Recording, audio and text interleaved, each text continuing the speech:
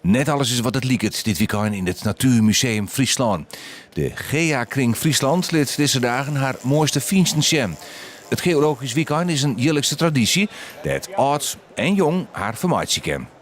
De Gea-kring Friesland, de club van de geologen in Friesland, die organiseren elk jaar een weekend voor het publiek. Elk jaar heeft het een ander thema.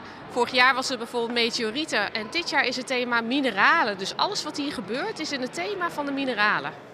Het Natuurmuseum is verneemd om haar interactieve tentoonstellingen. En dat is Joet net oors. De jonge leden van de Gea-kring haar mooiste schatten zien en daar bloot het net bij.